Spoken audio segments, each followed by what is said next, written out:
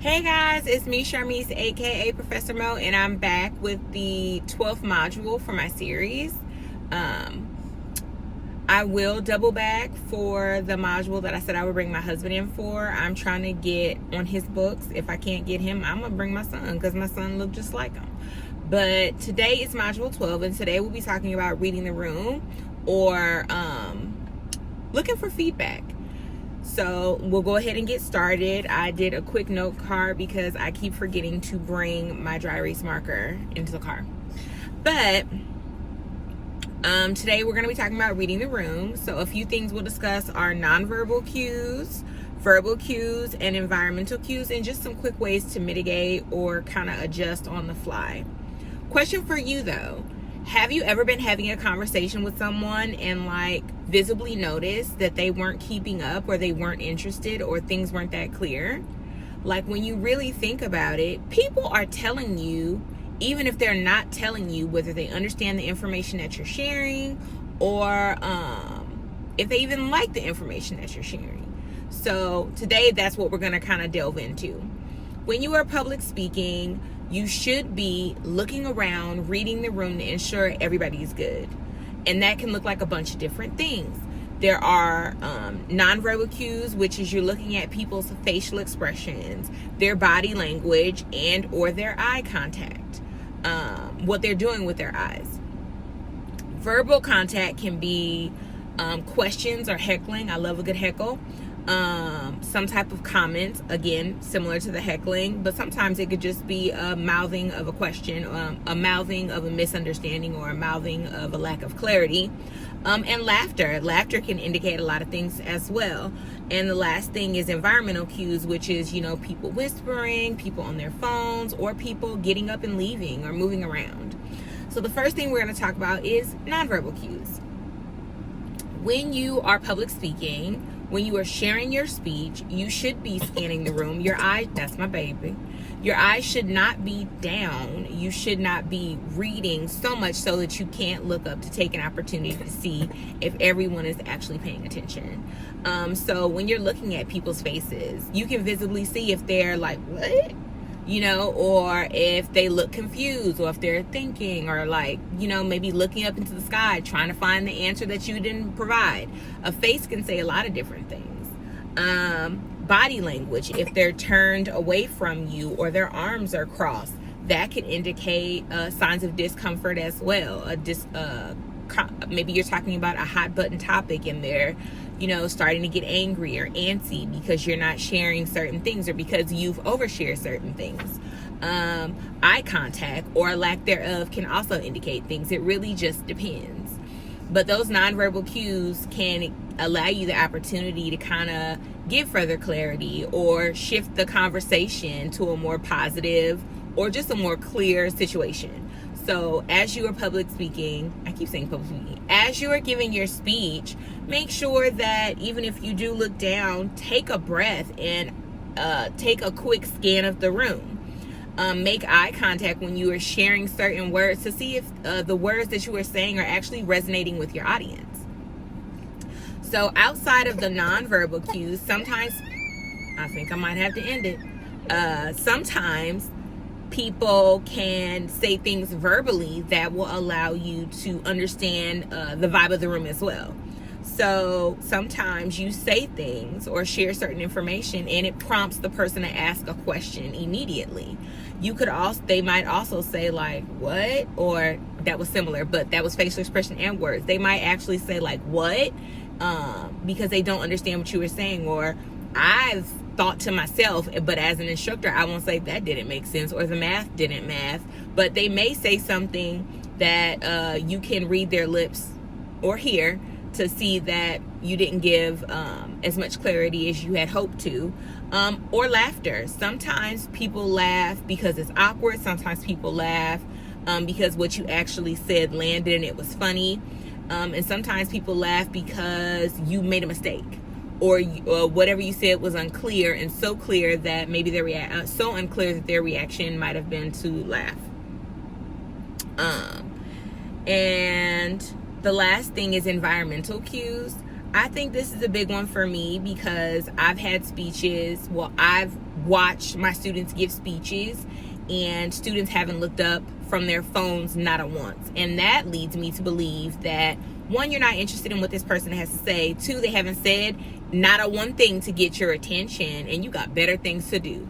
So those are environmental cues that I often see. But you could also see maybe someone who was seated before all of a sudden gets up and leave. Sometimes people do have to go to the restroom, but sometimes people leave because it's a triggering topic. It's a something was said that made them so uncomfortable to where they no longer wanted to be in that space. And then whispering.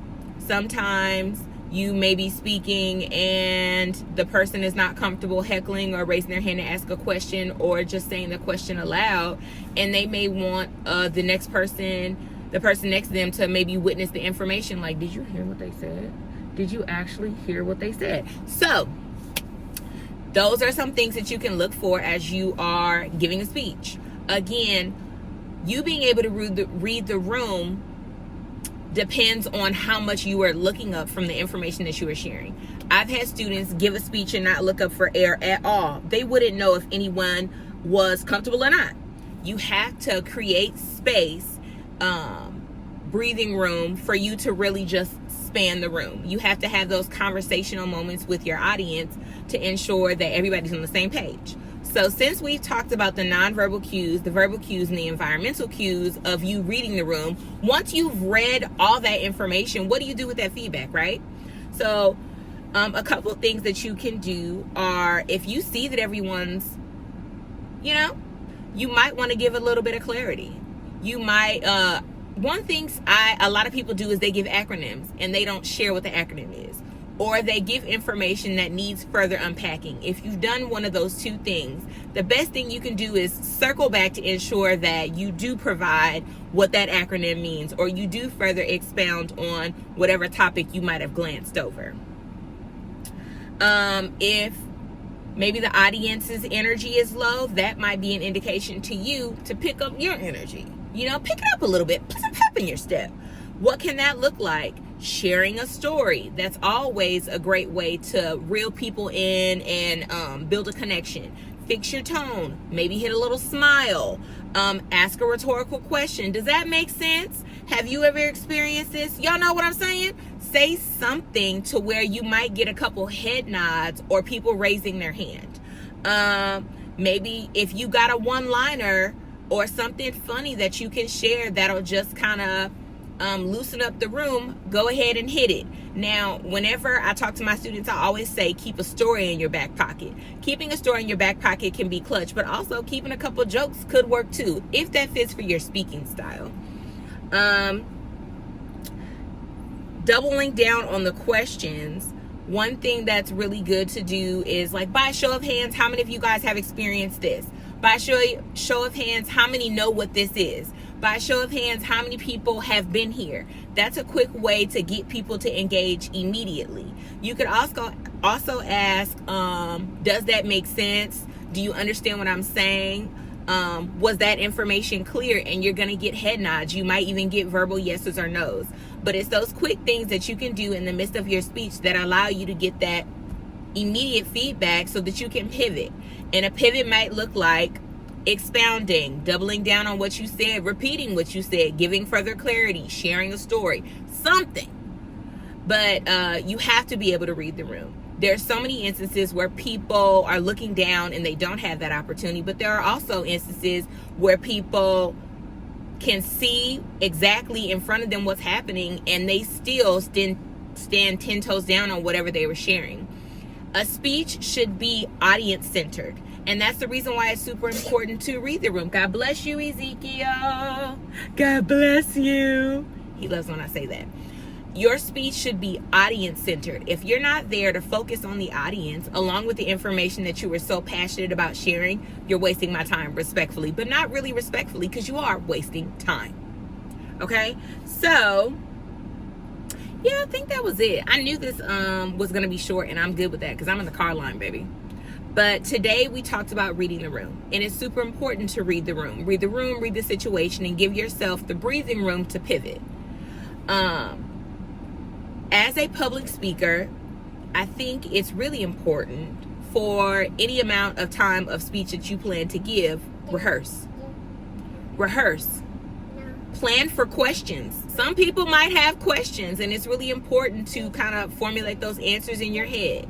So make sure that you are not only prepared to share the information, but sometimes you have to play devil's advocate so that you can make sure you can answer the questions that people might have, or you can expound on the topics. If you haven't researched, you can't expound.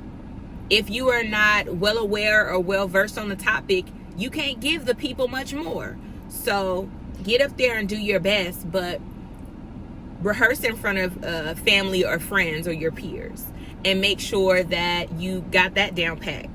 Read their faces as you were speaking. Try to pick up on, what is the vibe is in the room. What's everybody's face doing? How's their body language? Are they saying anything? Are they even paying attention? Are they really heavy on their phones and not looking up for air?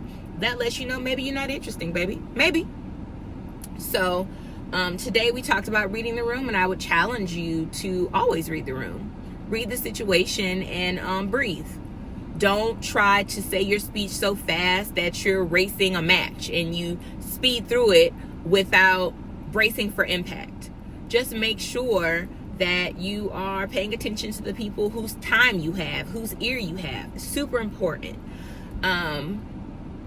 So with that being said, I forgot what my question of the day was, but I think if I had to ask a question, I would say maybe, what is the one thing that someone could do while you were speaking to really make you switch it up a bit?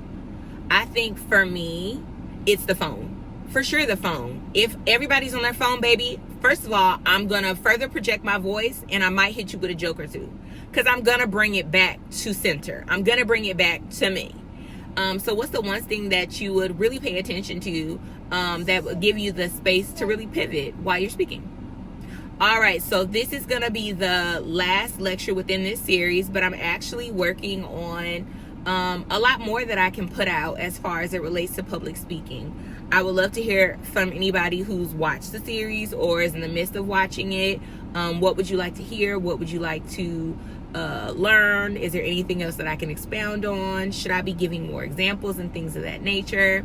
But I'm really excited to continue going, because as an adjunct professor, I see how anxious people are. I see how ill-prepared people are. And I feel like having the right tools in your tool belt will really help you in any environment.